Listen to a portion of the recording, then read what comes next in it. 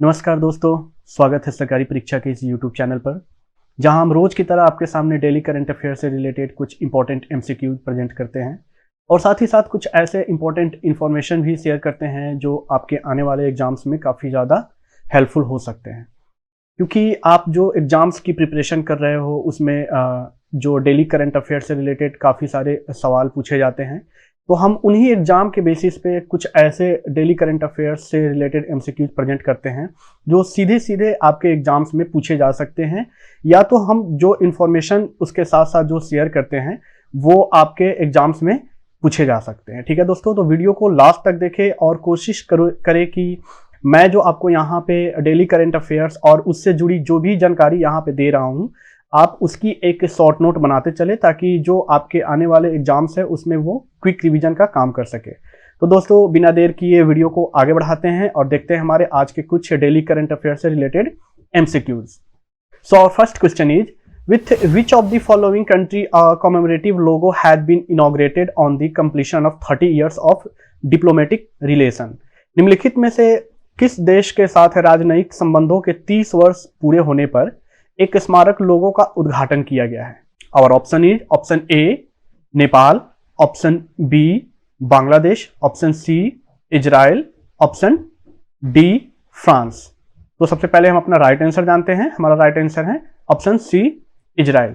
जी, Israel देश के साथ जो है वो हमारे भारत देश का जो राजनयिक संबंध है उसके 30 वर्ष के पूरे होने पर एक स्मारक लोगो का जो है वो उद्घाटन किया गया है। दोनों देशों ने मिलकर एक स्मारक लोगो का उद्घाटन किया है। ये जो स्मारक लोगो बनाया गया है वो एक भारतीय छात्र ने, जिनका नाम है निखिल कुमार राय। क्या नाम है? निखिल कुमार रॉय। इन्होंने इस लोगो को डिजाइन किया है और इस लोगो में जो दोनों देशों के राष्ट्रीय ध्वज के जो प्रतीक है, यानी जो इजराइल के डेविड स्टार और हमारे देश के यानी भारत देश के अशोक चक्र, वो दोनों को कंबाइन करके डिजाइन किया गया है, जो दोनों देशों के मजबूत मित्रता, प्रेम, प्रशंसा को दर्शाने का काम करती है। ठीक है दोस्तों, तो इजराइल और भारत देश ने अपने राजनयिक संबंध को 30 वर्ष के पूरा होने पर एक स्मारक लोगो का उद्घाटन किया है। आप इस क्वेश्चन को अच्छे से जो है वो ध्यानपूर्वक सुने, क्योंकि ये आपके एग्जाम्स में पूछे जा सकते हैं कि किस देश ने भारत देश के साथ मिलकर एक 30 वर्ष के राजनयिक संबंधों के पूरा होने पर वो एक स्मारक लोगो का उद्घाटन किया है। तो हमारा जवाब होगा इजराइल। ठीक है दोस्तों, आगे बढ़ते हैं, देखते हैं हमारा next question. So our next question is, which state government had named an underbridge after the country's first chief of defense staff general Bipin Rawat in his name? किस राज्य सरकार ने देश के पहले प्रमुख रक्षा अध्यक्ष जनरल बिपिन रावत के सम्मान में उनके नाम पर एक अंडरब्रिज का नाम रखा है? हमारे जो ऑप्शन है, option A Uttarakhand, option B Rajasthan, option C Gujarat, option D Uttar Pradesh. तो सबसे पहले हम अपना राइट आंसर जानते हैं। हमारा राइट आंसर है ऑप्शन सी गुजरात। जी, गुजरात सरकार ने हाल ही में गुजरात के राजकोट में, कहां? राजकोट के एक लक्ष्मी नगर जगह है जहां पे उन्होंने हाल ही में एक अंडर ब्रिज का उद्घाटन किया है और उस ब्रिज का नाम जो है उन्होंने हमारे देश के जो पूर्व चीफ ऑफ डिफेंस स्टाफ थे जनरल बिपिन रावत, जिनकी दुर्घटना दिसंबर महीने में हो गई थी एक हेलीकॉप्टर क्रैश में, उनके नाम पर इस अंडरब्रिज का नाम उन्होंने रखा है। तो ये काफी इंपॉर्टेंट क्वेश्चन है, क्योंकि जनरल बिपिन रावत हमारे देश के पहले प्रमुख रक्षा अध्यक्ष थे, यानी चीफ ऑफ डिफेंस स्टाफ थे। कंट्री के first chief of defence staff कौन थे? जनरल बिपिन रावत। तो उनके श्रद्धांजलि के रूप में गुजरात गवर्नमेंट ने एक अंडरब्रिज का नाम उनके नाम पे रखा है और ये अंडरब्रिज कहाँ है? ये राजकोट में जो है स्थित है, लक्ष्मी नगर जगह पे ये स्थित है। ठीक है दोस्तों, आगे बढ़ते हैं, देखते हैं हमारा next question. So next question is, which country's president Serzh Sargsyan has resigned from his post recently? हाल ही में किस देश के राष्ट्रपति सर्ज सर्गेसियान ने अपने पद से इस्तीफा दे दिया है? हमारे ऑप्शन है, option A Armenia, option B Kyrgyzstan, option C Netherland, option D Uzbekistan. तो सबसे पहले हम अपना राइट आंसर जानते हैं। हमारा राइट आंसर है ऑप्शन ए आर्मेनिया। जी, आर्मेनिया देश के जो राष्ट्रपति सर्ज सर्गेसियान ने अपने पद से इस्तीफा दे दिया है। उन्होंने अपने पद से इस्तीफा देने का कारण बताया कि उन्हें जो है वो ऐसी शक्तियां प्रदान उनके कार्यालय के द्वारा नहीं की जा रही थी जिनसे वो देश को अच्छी तरीके से चला सके या वो राष्ट्रपति के रूप में काम कर सके। इस कारण को बताते हुए उन्होंने अपने पद से इस्तीफा दे दिया है। अगर हम आर्मेनिया के राष्ट्रपति सर्ज सर्गेसियान की बात करें तो उन्हें 2018 में नियुक्त किया गया था, यानी वो 2018 में आर्मेनिया के राष्ट्रपति बने थे और अभी फिलहाल उन्होंने अपने पद से इस्तीफा दे दिया है। ठीक है दोस्तों, आगे बढ़ते हैं, देखते हैं हमारा next question. Our next question is, which country's president Rochmark Christian Kabore has been detained by mutinous soldiers recently? हाल ही में किस देश के राष्ट्रपति रोचमार्क क्रिश्चियन काबोरे को विद्रोही सैनिकों द्वारा हिरासत में लिया गया है? हमारे ऑप्शन है, option A Armenia, option B Burkina Faso, option C Kenya, option D Ethiopia. तो सबसे पहले हम अपना राइट आंसर जानते हैं। हमारा राइट आंसर है ऑप्शन बी बुर्किना फासो। जी, बुर्किना फासो एक वेस्ट अफ्रीकन लैंडलॉक्ड कंट्री है, यानी ये पश्चिमी जो अफ्रीका है वहां की ये एक लैंडलॉक्ड कंट्री है, जिसके राष्ट्रपति को वहां के जो विद्रोही सैनिक हैं उन्होंने अपने हिरासत में ले लिया है और उन राष्ट्रपति के शासन को समाप्त करते हुए वहां के सैनिकों ने विद्रोह कर दिया है और राष्ट्रपति को अपने हिरासत में लेके वहां की सत्ता को वो खुद देखरेख कर रहे हैं। तो ये सबसे बड़ी न्यूज है कि क्योंकि राष्ट्रपति जो किसी भी देश के सबसे उच्चतम पद पे विद्यमान होते हैं, अगर उनको कोई हिरासत में ले रहा है तो ये उस देश की भविष्य खतरे में नजर आती हुई दिख रही है। ठीक है दोस्तों, तो उसी तरह अभी जो वेस्ट अफ्रीकन एक कंट्री है बुर्किना फासो, वहां के राष्ट्रपति को वहां के जो विद्रोही सैनिकों ने उनको हिरासत में ले लिया है। ठीक है दोस्तों, आगे बढ़ते हैं, देखते हैं हमारा next question. So next question is, which of the following famous hymns has been dropped from the beating retreat ceremony of 2022 by the central government? निम्नलिखित में से किस प्रसिद्ध भजन को केंद्र सरकार द्वारा 2022 के बीटिंग रिट्रीट समारोह से हटा दिया गया है? हमारे ऑप्शन है, option A abide with me, option B how great thou art, option C dear lord and father of mankind, option D and can it be. सबसे पहले हम अपना राइट आंसर जानते हैं। हमारा राइट आंसर है option A abide with me. जी, beating retreat जो कि गणतंत्र दिवस के 3 दिन बाद यानी 29 जनवरी को विजय चौक पर जो है इस समारोह का समापन किया जाता है। उसमें जो भजन पहले बजाए जाते थे या उसका नाम था अबाइड विथ मी, ये जो धुन यानी भजन है ये महात्मा गांधी का सबसे पसंदीदा धुनों में से एक है। ये इसी धुन के साथ इस बीटिंग द रिट्रीट समारोह का समापन किया जाता था, लेकिन लगभग 72 सालों बाद इस धुन को हटाकर इसके जगह पे सारे जहां से अच्छा धुन को जो है वो शामिल किया गया है।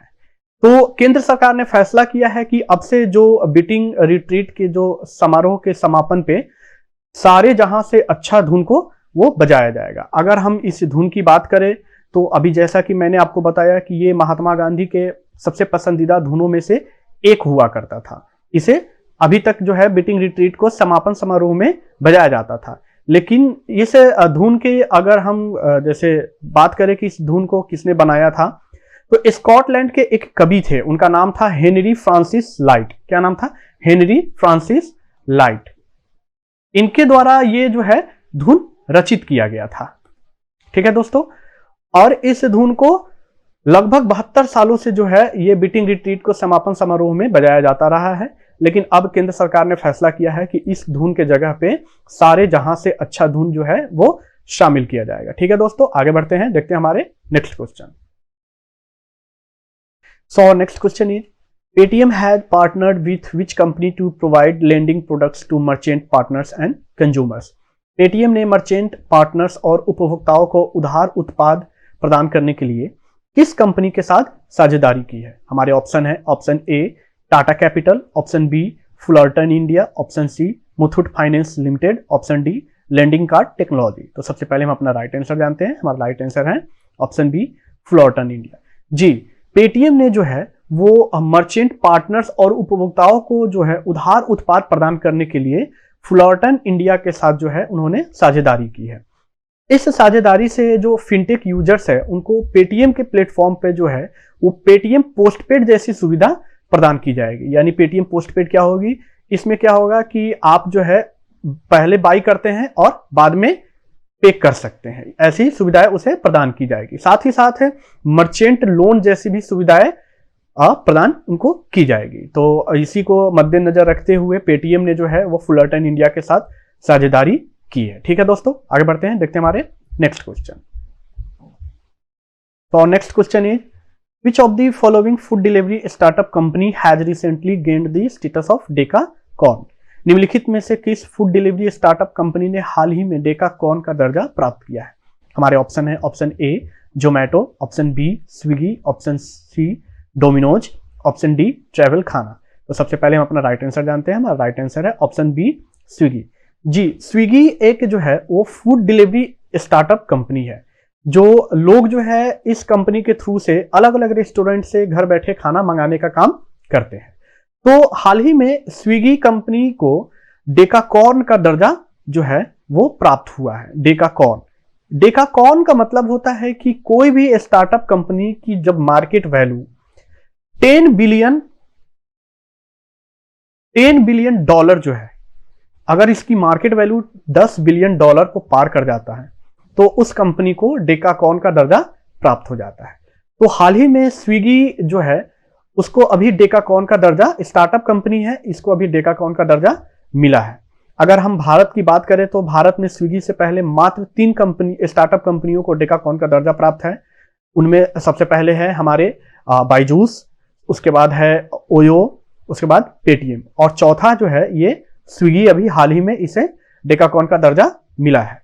तो इस तरह हम बोल सकते हैं कि स्विगी भारत का चौथा स्टार्टअप कंपनी है जिसे डेकाकॉर्न का दर्जा प्राप्त हुआ है। ठीक है दोस्तों, और डेकाकॉर्न के बारे में भी आपको मैंने अभी बता दिया कि डेकाकॉर्न का मतलब होता है कि कोई भी स्टार्टअप कंपनी की मार्केट वैल्यू जब 10 बिलियन डॉलर को पार कर जाती है तो उसे डेकाकॉर्न का दर्जा मिल जाता है। ठीक है दोस्तों, आगे बढ़ते हैं, देखते हैं हमारा next question. So our next question is the space agency NASA has recently unveiled phase 2 of the deep space food challenge in partnership with the space agency of which country. अंतरिक्ष एजेंसी नासा ने हाल ही में किस देश की अंतरिक्ष agency के साथ डीप स्पेस फूड चैलेंज के दूसरे चरण का अनावरण किया है। हमारे ऑप्शन है, option A Russia, option B India, option C Japan, option D Canada. हमारे सबसे पहले राइट आंसर को जान लेते हैं और हमारा राइट आंसर है ऑप्शन डी कनाडा। जी, नासा जो स्पेस एजेंसी है उसने कनाडा स्पेस एजेंसी के साथ मिलकर एक डीप स्पेस फूड चैलेंज के दूसरे चरण का अनावरण किया है। ये डीप स्पेस फूड चैलेंज एक ऐसा चैलेंज है, एक ऐसी प्रतियोगिता है जो नासा और कनाडाई स्पेस एजेंसी दोनों के सम्मिलित रूप से शुरू किया गया है।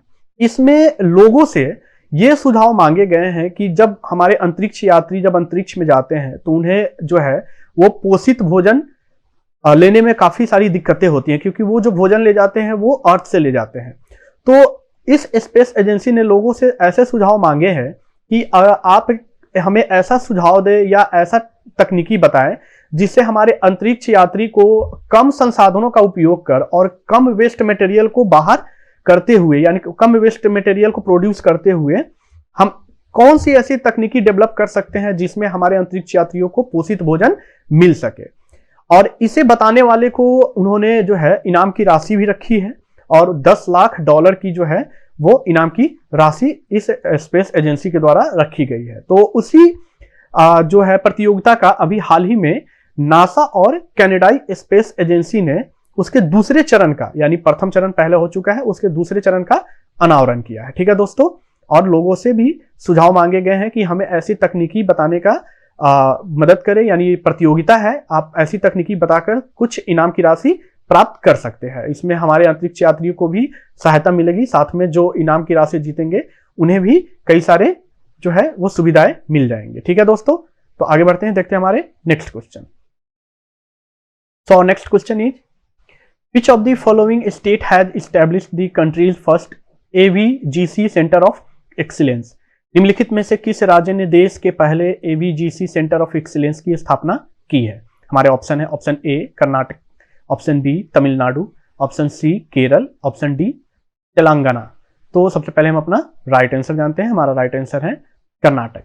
जी, कर्नाटक राज्य ने देश के पहले एवीजीसी सेंटर ऑफ एक्सीलेंस की स्थापना की है। सबसे पहले हम एवीजीसी के बारे में जानते हैं कि एवीजीसी क्या होता है। तो एवीजीसी मतलब ए का मतलब हो गया एनिमेशन, वी का मतलब हो गया आपको विजुअल इफेक्ट्स, और जी का मतलब हो गया गेमिंग, और सी का मतलब हो गया कॉमिक्स। यानी इससे जुड़े जो है एक सेंटर ऑफ एक्सीलेंस की स्थापना कर्नाटक सरकार ने अपने बेंगलुरु में किया है। ठीक है, इसमें ये जो सेंटर ऑफ एक्सीलेंस है, इसमें हमारे देश के जितने भी प्रतिभागीशाली जो व्यक्ति हैं वो एनिमेशन या विजुअल या गेमिंग या कॉमिक्स से रिलेटेड अपने प्रतिभा को वहां पे निखारने और लोगों के सामने प्रस्तुत करने का काम कर सकते हैं। ठीक है, तो ये देश का पहला जो है ये centre AVGC centre of excellence है, जो कहां पे स्थापित किया गया है? ये कर्नाटक राज्य में स्थापित किया है, बेंगलुरु में। ठीक है, और अगर हम बात करें कि एवीजीसी नीति लाने वाला सबसे पहला राज्य कौन है भारत में,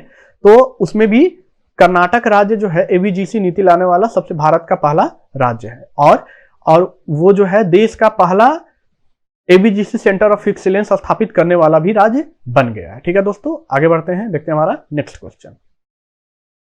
so next and last question is which of the following technology company has announced to acquire game maker company Activision Blizzard Inc?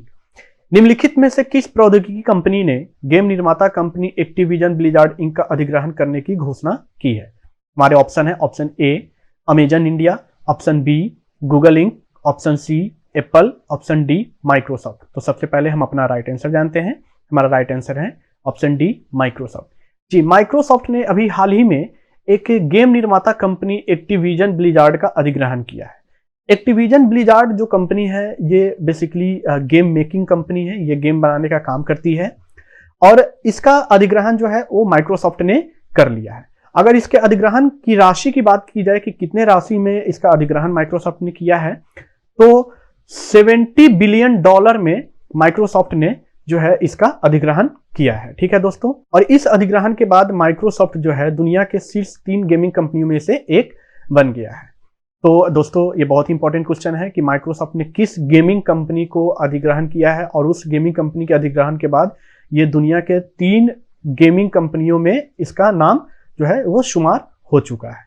तो वो है माइक्रोसॉफ्ट, और गेमिंग कंपनी है एक्टिविजन ब्लिजार्ड, यानी $70 बिलियन के राशि से उन्होंने इस गेमिंग कंपनी का जो है अधिग्रहण किया है। ठीक है दोस्तों, तो दोस्तों ये थे हमारे आज के डेली करंट अफेयर से रिलेटेड कुछ इंपॉर्टेंट एमसीक्यू। अगर आप रोज की तरह और भी अधिक जानकारी चाहते हैं डेली करंट अफेयर से रिलेटेड, वन लाइनर से रिलेटेड, न्यूज एनालिसिस से रिलेटेड या वीकली न्यूज से रिलेटेड, तो आप हमारे ऑफिशियल वेबसाइट www.sarkaripariksha.com पे विजिट कर सकते हैं। हम वहां पे आपके लिए ढेर सारा नॉलेज कंटेंट वहां पे आपको प्रोवाइड करते हैं। साथ ही साथ अगर आप किसी भी सोशल मीडिया पे आप प्रेजेंट है, जैसे फेसबुक हो, टेलीग्राम हो, या आप ट्विटर पे भी हो, तो हम वहां भी प्रेजेंट है, आप हमें वहां भी फॉलो कर सकते हैं, लाइक कर सकते हैं। दोस्तों आज की वीडियो अगर आपको पसंद आई है तो आप लाइक करें, शेयर करें, कमेंट करें, और अगर आप इस चैनल पे नए हैं तो सब्सक्राइब कर ले और बेल आइकन को जरूर प्रेस कर ले, क्योंकि अगर आप बेल आइकन को प्रेस करते हैं तो आपको आने वाले जो वीडियोज है उनकी इंफॉर्मेशन सबसे पहले आपके तक पहुंच जाएगी। ठीक है दोस्तों, तो दोस्तों आप अपना ख्याल रखें और कोशिश करें कि जो मैंने इंफॉर्मेशन दी है उसकी एक क्विक रिवीजन करते रहें, ताकि आपके आने वाले एग्जाम्स में वो काफी ज्यादा हेल्पफुल हो सके। धन्यवाद दोस्तों, थैंक यू।